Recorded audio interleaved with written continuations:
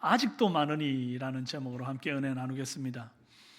사람들은 자신의 모습을 있는 그대로 받아들이기보다 다른 사람과의 비교를 통해서 자기를 비춰보려고 하는 경향이 있습니다.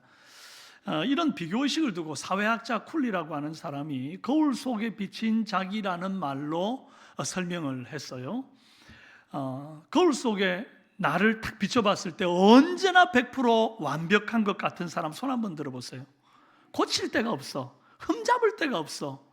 그런 분 아마 없을 겁니다.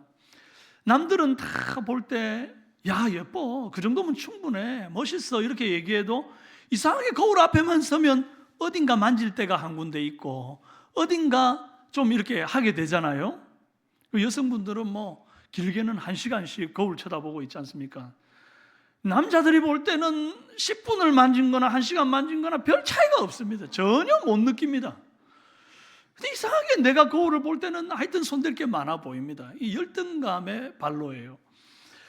다른 사람과 비교하고 그들에게서 내 모습을 비춰보면서 내가 어떻게 보일까, 그것을 자꾸 신경 쓰는 사람들, 열등감에 꽉 잡혀 있습니다.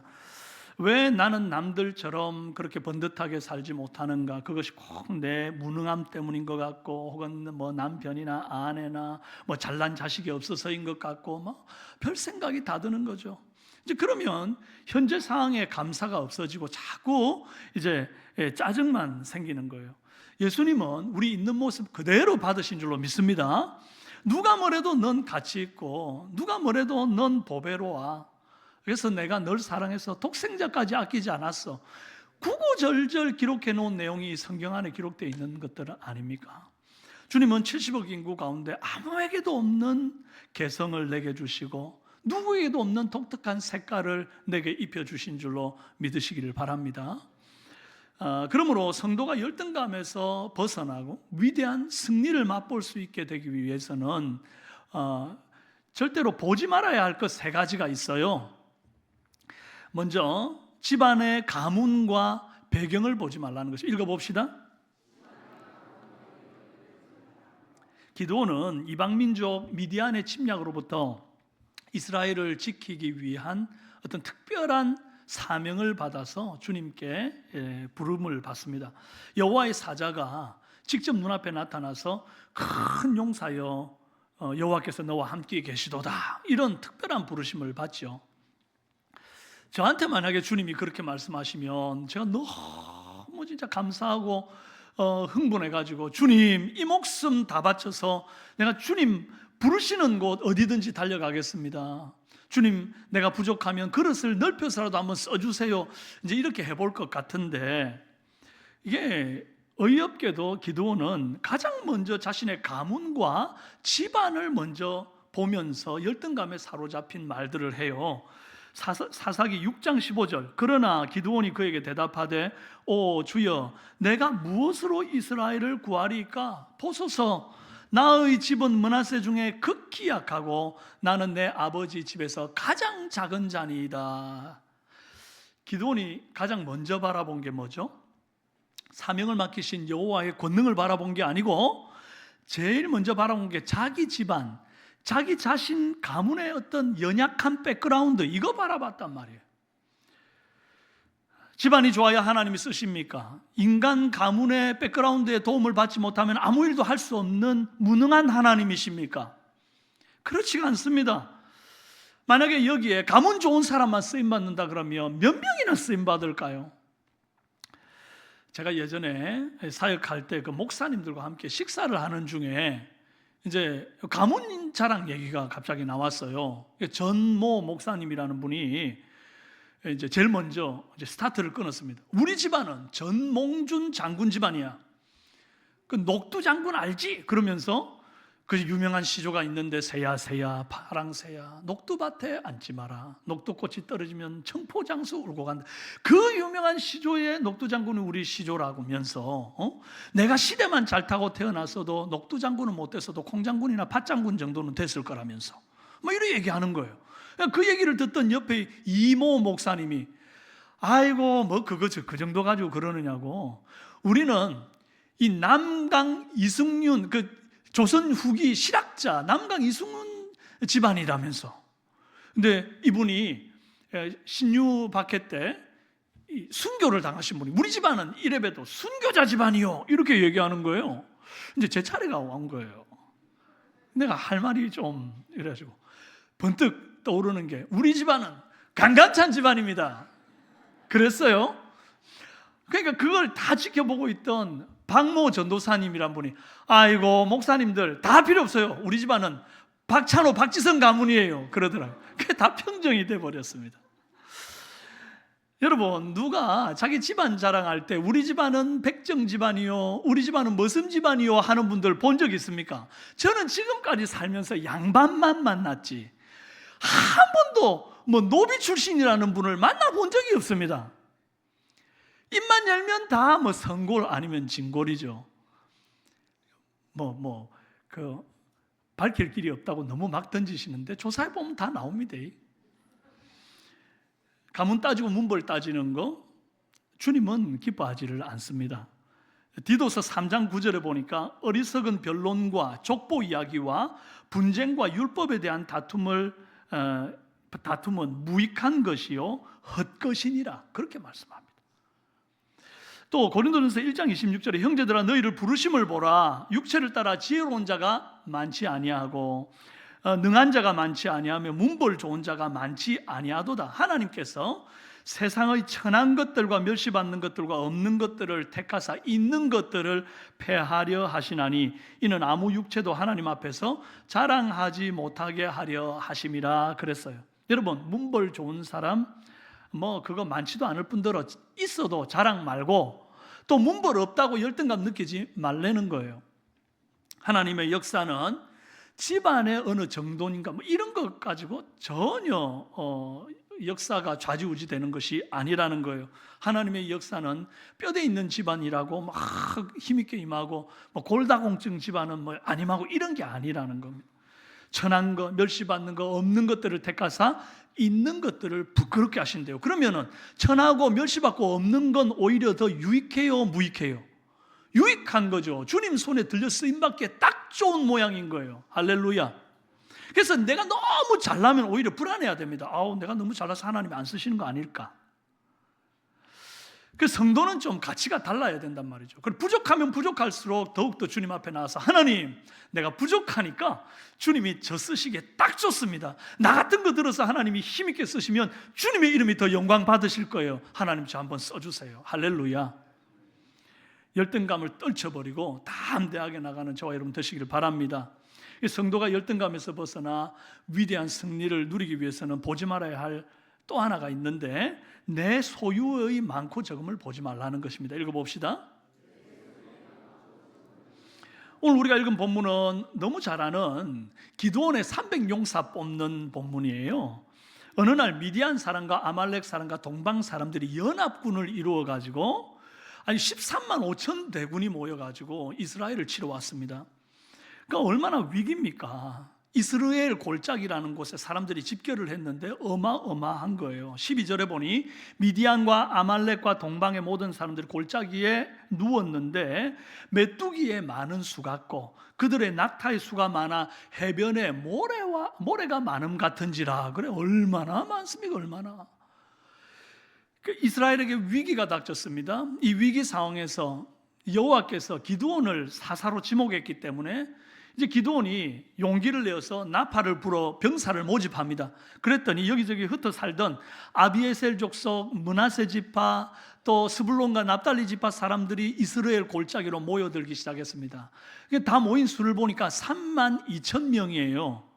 13만 5천 명에 비하면 4분의 1밖에 안 되는 4대 1의 싸움을 싸워야 하는 그런 상황입니다. 객관적인 머리 차이가 너무 많이 나죠. 그런데 놀랍게도 주님이 이 상황에서 이상한 말씀을 하세요. 2절에 너를 따르는 백성이 뭐한즉? 너무 많은즉. 지금 미디안 13만 5천 대군을 두고 너무 많다 말하는 게 아니에요. 3만 2천 명 지금 이스라엘 백성들을 두고 너를 따르는 백성, 지금 기드온한테 하는 말이에요. 너를 따르는 백성이 너무 많은즉 내가 그들의 손에 미디안 사람을 넘겨주지 아니하리라. 이게 무슨 말입니까 도대체? 여호와께서 산수에 약하신 걸까요? 13만 5천 대군을 눈앞에 두고 3만 2천을 어떻게 많다 할 수 있습니까? 그것도 그냥 많은 게 아니라 너무 많다, 이렇게 어떻게 말할 수 있어요? 그래서 주님께서 너무 많으니까 다시 추려라. 이제 추리는데 전쟁이 무서운 사람은 다 집으로 돌아가라. 그래서 길라산을 넘어 이제 사람들이 다 돌아가는데 돌아가는 인원이 자그마치 22,000명이나 돼요. 10,000명 딱 남았습니다. 아까까지만 해도 4대1의 싸움이었는데 이제 몇 대 1? 13대1의 싸움이 된 거예요. 이거 상식적으로도 이성적으로도 불가능한 싸움 아닙니까? 나가면 무조건 죽는 싸움이죠. 제가 청년대학부를 담당했던 적이 있었는데 이제 여름이 되니까 수련회 장소를 이렇게 나가다가 바깥에 어떤 캠프장에 수영장이 있는 캠프장을 이제 수련장으로 쓴 거예요. 이제 그 저녁에는 집회를 하고 낮에는 뭐 레크레이션도 하고 막 그러는데 이제 레크레이션 하는 시간에 말이죠. 이 군대를 제대한 청년 형제 4사람, 건장한 4사람이 슬금슬금 저한테 다가오는 겁니다. 제가 눈치가 빠르잖아요. 이놈들이 지금 나를 들어서 수영장에 던지려는구나. 물에 빠뜨리려는구나. 그래서 제가 눈치를 채고 막 잽싸게 도망을 쳤습니다. 근데 이 4명이요, 마치 간첩이라도 잡는 것처럼 저 하나를 포위해가지고 쫙 달려와가지고 딱 붙드는데 제 마음은 제가 이래봬도 이미 뭐 군대는 제대했고 뭐 예비역을 지나 민방위도 지났는데 내가 이놈들 하나 못 이길까 싶은데 4명이 저를 사지를 잡고 딱 드니까 달랑 들려가지고 그 한참을 제가 도망을 쳤으니까 거기서 달랑 들어가지고 그냥 그 수영장까지 데리고 와서 확 집어 던지는데 얼마나 물을 먹었는지 몰라요. 마음일 뿐이지 실제로는 그 4명한테도 못 이겨요. 뭐 1대1로 싸워도 될지 말지 하는데, 그죠? 기드온과 남아있는 1만 명의 백성들이 지금 13대1로 싸워야 된다, 그 말이에요. 4대1도 아니고. 그리고 이 싸움이 지금 물싸움도 아니고 칼싸움이에요. 아니 물 먹고 장난이었어요 하면 끝나는 내용이 아니고 이건 죽는 거예요. 목숨을 건 싸움인 거예요. 그런데 4절에서 주님이 다시 기드온에게 이렇게 말씀하십니다. 여호와께서 또 기드온에게 이르시되 백성이 뭐하다고요? 아직도 많으니. 벌써 지금 출현해서 10,000명밖에 안 남았는데 아직도 많대요. 도대체 하나님의 눈은 어떻게 된 눈입니까? 우리의 눈과 왜 이렇게 다르죠? 결국 10,000명이 많다고 다시 그 중에서 7,700명을 추려내고 300명 남깁니다. 아니 어떻게 13만 5천 대군을 300명으로 이깁니까? 비율로 따지면 이제 450대 1이 된 거예요. 여러분 450명한테 둘러싸여가지고 칼 한 번씩 휘두른다고 생각해 보세요. 그럼 중간에 에워싸인 내가 이걸 450번을 막아야 돼. 하나, 둘, 셋, 넷, 다섯, 여섯. 이제 이 사람들이 편안하게 2번째 휘두르면 나는 900번을 막아야 돼요. 851, 852, 853. 막다가 지쳐서 그냥 죽는 거예요. 이건 뭐 싸움이 안 되는 거죠. 그런데 주님이 이 말도 안 되게 초라하고 열등한 300명의 백성들을 흡족하게 여기시고 그들을 통해서 이스라엘을 구원하고 미디안을 그들의 손에 붙이겠다 약속하십니다.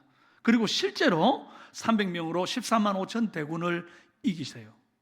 여러분 저는 적군의 수와 비교해 볼 때에 상대적으로 한없이 초라하고 열등한 이스라엘 군사들을 향해서 너 가진 게 많아, 그것도 너무 많아, 아직도 많아 라고 말씀하시는 그 주님의 눈에 전율을 느낍니다. 우리 중에는 시시콜콜 얘기를 다 하지 않아서 그렇지 여러 가지 힘든 상황 속에 놓여 계신 분들이 많을 거예요.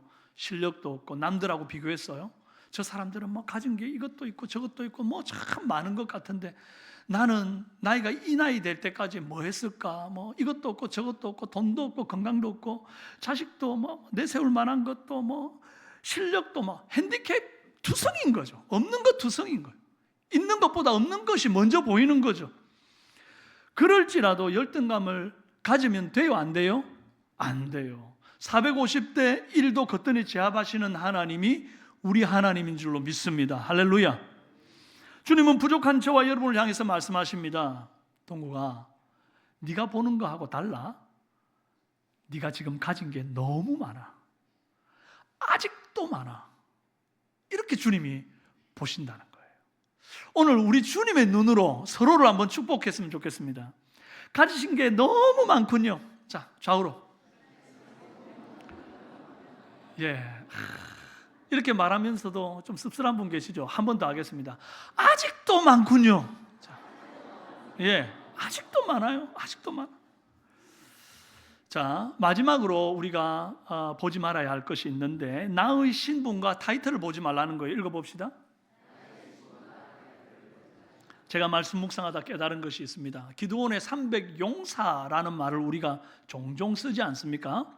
그런데 성경 어디에도 기드온을 따르는 이 300명을 용사라고 말한 대목이 없다는 거예요. 그냥 백성일 뿐이에요. 용사라는 말은 언제 나왔느냐? 기드온을 사사로 부르실 때 여호와의 사자가 가서 그를 부를 때 딱 한 번 그렇게 부릅니다. 큰 용사여 여호와께서 너와 함께 계시다. 사실 기드온도 이렇게 용사로서는 함량미달이죠. 미디안 사람이 나타나서 밀 추수를 하는 거 빼앗아 갈까 봐 밀 타작을 어디에서 합니까? 예, 포도즙 틀 짜는 곳에 거기 들어가 가지고 밀 타작하는데 이 허리까지밖에 안 오는 높이에 들어가 가지고 그 좁은 포도주 틀에서 밀을 타작하려면 어떻게 해야겠어요? 안 보이도록 숨어 가지고 엎드려서 손과 발에다가 신발 같은 거 신고 말이죠. 막 비비는 거죠. 얼마나 오도방정을 떱니까? 이게 무슨 용사다워요? 용사다우려면 어떻게 해야 됩니까? 뭐 살든지 죽든지 딱 당당하게 보는 앞에서 누가 보더라도 상관하지 않고 말이죠. 도리깨질을 탁탁 하는데 적군이 딱 나타나면요. 예, 맨손으로라도 내가 한 놈이라도 더 때려잡고 죽겠다. 뭐 이런 마음을 갖고 말이죠. 돌격 앞으로 해야 이게 용사지. 너무 용사답지 못한 사람이었단 말이에요. 이런 기드온을 따르는 300명도 역시 용사가 아니라 그저 백성들일 뿐입니다. 얼마나 연약한 백성인가 하니까 마치 예전에 우리나라 일제시대 때 군사가 없어가지고 의병을 모집하고 학도 호국단 모집하고 뭐 이랬잖아요. 그런 사람들이 제대로 된 무기가 없으니까 낫, 호미, 삼지창 이런 거 있잖아요. 갈코리 이런 거 들고 나가서 싸웠단 말이죠. 딱 그런 정도로 보시면 되는 겁니다. 1절에 보니까 기드온과 그를 따르는 모든 백성이 그래서 용사 아니죠. 2절에도 너를 따르는 백성이 너무 많은즉 3절에도 이제 너는 백성의 귀에 외쳐 이르기를 누구든지 두려워 떠는 자는 길르앗산을 떠나 돌아가라. 여러분 돌아가라고 한다고 해서 이미 싸우려고 와놓고는 그냥 칼 집어넣고 돌아가는 이게 무슨 남자입니까? 사나이라면 칼을 뽑았으면 썩은 무라도 베고 들어가야 되잖아요. 이건 용사도 아니고 남자도 아닌 거예요. 5절에 이에 백성을 인도하여 물가에 내려가매 8절에 이에 백성이 양식과 나팔을 손에 드니라. 용사 어디 있어요? 다 백성이지. 우리가 소위 말하는 300용사라는 사람들은 그들의 용맹함 때문에 이긴 게 아니라는 것을 얘기하고 싶은 거예요. 하나님이 하신 일이라. 어떤 신학자는요, 또 어떤 목사님이 제가 설교할 때 들은 적이 있는데 300용사가 다른 사람들과 뭔가 달랐다는 거예요. 뭐가 달랐냐? 이 770명은 물가에 내려갔을 때 무릎을 꿇고 고개를 팍 그냥 숙이고 그 강물을 벌컥벌컥 이렇게 마신 거예요. 이제 그렇게 되면 이제 뒤통수에 뭐가 와도 모르는 것 아닙니까? 그러니까 적군이 와도 무방비 상태로 너무 갈증을 못 이겨가지고 절제력도 없이 그냥 그렇게 막 물을 마셨다는 겁니다. 그런데 이제 손으로 움켜서 개처럼 물을 핥은 자 300명이 뽑혔잖아요. 그 사람들은 경계심이 있고 전쟁의 경험이 풍부해가지고 사주 경계를 하며 절제력이 있어서 물을 후루룩 안 마시고 할짝할짝 개처럼 핥아 먹었다는 거예요. 그래서 이런 사람들이었기 때문에 하나님이 그들을 뽑아서 300명을 용사로 보내셨다는 얘기를 하더라고요. 전혀 동의할 수가 없습니다. 성경에 하나님 말씀하신 해석이나 맥락에도 맞지 않을 뿐 아니라 그냥 인간적으로 생각해 봐도 이렇게 해가지고 할짝할짝, 여러분 물 이렇게 드셔봤습니까? 손가락 새로 물 다 빠져나가는데 어떻게 마셔요? 그것보다 그냥 얼른 딱 무릎 꿇고 팍 엎드려가지고 벌컥벌컥 마시고 일어나면 바로 또 싸움에 임할 수 있는 거지. 뭐가 문제겠어요? 오히려 용맹함이나 뭐 전쟁의 어떤 풍부한 경험이나 이런 것들로 용사를 300명 모집하려고 그랬으면 그 물 마시는 모양새로 뽑을 게 아니라 서로 대련을 하게 해가지고 이기는 승자 300명을 따로 뽑는다든지, 아니면 뭐 무술의 경험이 있거나 유단자들을 뽑아가지고 300명 만들어서 훨씬 더 적법할 것 같습니다. 그런데 하나님은 그런 방식을 쓰지 않아요. 단지 물을 끓고 후루룩 마시느냐, 손으로 움켜져서 개처럼 핥아 먹었느냐, 이 모양으로 따졌는데, 이것은 그들의 어떤 경험이나 능력을 달아봄이 아니고 정말 770명이죠. 7,700명이 다 이렇게 후루룩 마시는데, 좀 특별하게 마신 사람, 인원이 300명밖에 안 되니까 이 사람을 뽑은 거예요. 하나님은 지금 수를 줄이려고 하는 의도인 겁니다. 다른 의도는 없단 말이에요. 그것을 증명하는 것이 본문 2절입니다. 백성들 가운데 두려워하는 자를 돌려보내실 때 이유가 이래요. 이는 이스라엘이 나를 거스러 스스로 자랑하기를 내 손이 나를 구원하였다 할까 함이라. 아까 말씀한 것처럼 막 사주 경계하고 말이죠, 절제력이 있어서 물을 막 이렇게 한 번에 안 마시고 핥아 마시고 이렇게 전쟁의 경험이 있고, 이런 사람들 같으면 전쟁에 나가서 이겼을 때 뭐라고 했을까요? 내가 절제력이 있고, 내가 경험이 풍부하, 사주 경계도 잘하고, 내가 싸움에 능하기 때문에 이겼다, 이렇게 말할 것 아닙니까? 주님 그런 자를 다 돌려보내시는 거예요 지금. 그러니까 여러분, 잘난 거 없는 것이 오히려 하나님 쓰시기에 좋은 겁니다. 할렐루야. 남들보다 좀 내가 못났다 싶으면요, 야, 주님 쓰시기에 좋네. 할렐루야. 여러분, 주님이 쓰시기에 좋습니까? 저는 제가 볼 때마다, 야, 하나님 어떻게 나 같은 걸 쓰십니까? 정말 주님 감사합니다. 난 정말 누구랑 비교해봐도 부족한 거 두성인데, 그러니 오히려 주님 쓰시기에 좋습니다. 할렐루야.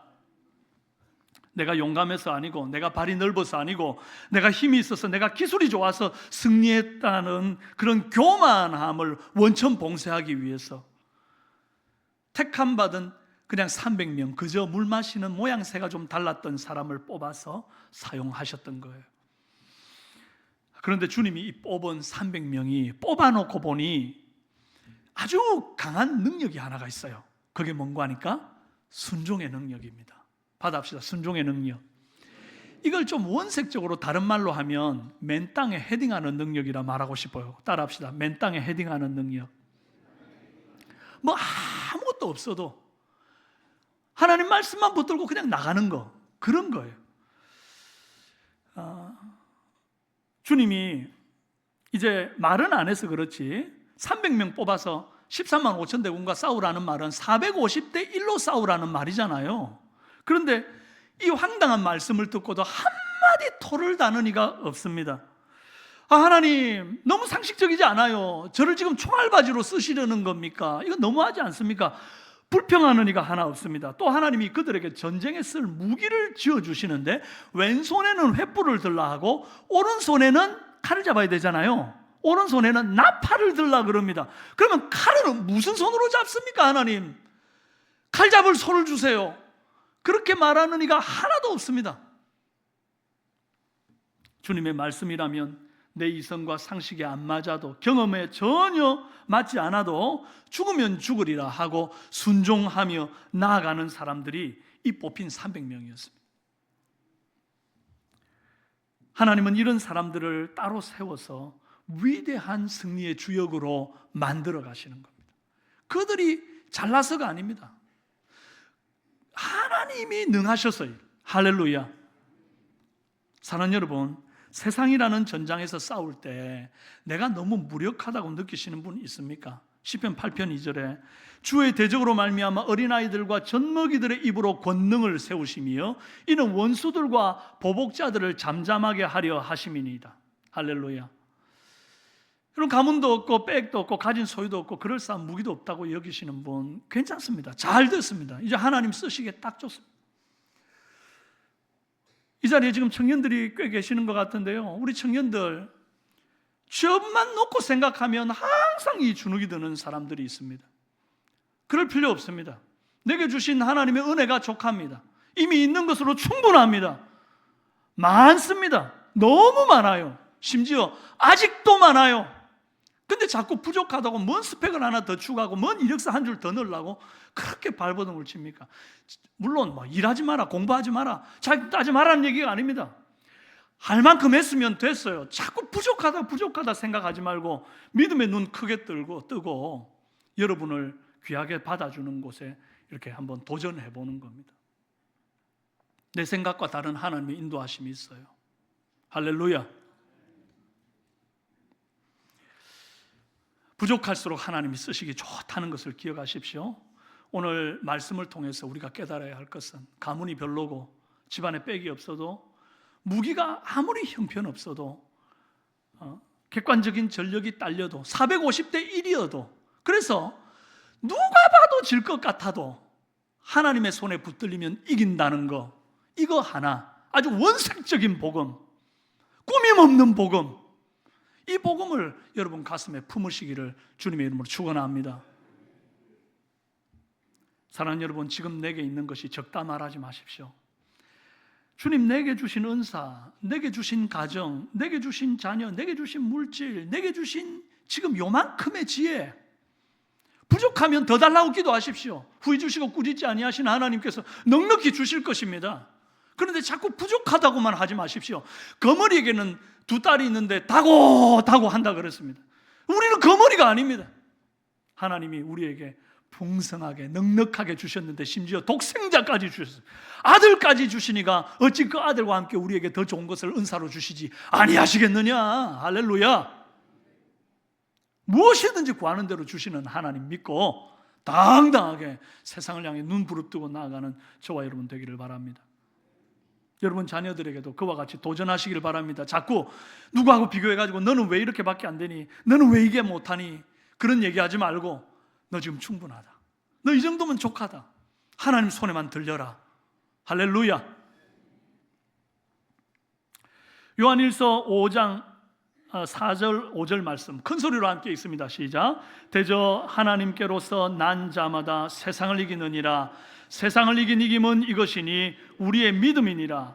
예수께서 하나님의 아들이심을 믿는 자가 아니면 세상을 이기는 자가 누구뇨? 세상을 이기는 자는 금수저로 태어나서가 아닙니다. 스펙이 많아서가 아닙니다. 뭐 좋은 대학을 나와서가 아닙니다. 세상을 이기는 이김은 이것이니 우리의 믿음이니라.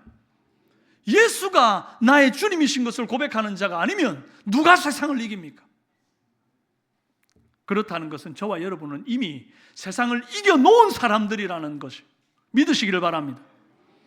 주님 말씀에 순종하기만 하면 가진 것은 없는데 창자 끝에서 올라오는 그 놀라운 주님 주시는 믿음의 배짱과 담력을 갖고 세상을 향해 나아갈 것입니다. 그리고 승리할 것입니다.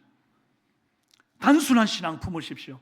자꾸 자로재고 따지고 비교하고 분석하는 거 그만하십시오. 말씀대로 믿는 그런 저와 여러분 되기를 바랍니다. 오늘 저와 여러분은 네가 가진 것이 너무 많다, 아직도 많다 말씀하시는 그 음성을 마치 이명처럼 여러분 귀에 계속해서 이 소리가 울려 퍼지기를 원합니다. 겁없이 세상을 향해 나아가 전진하는 믿음의 용사가 다 되시기를 주님의 이름으로 축원합니다. 우리 함께 찬송하고 기도하겠습니다.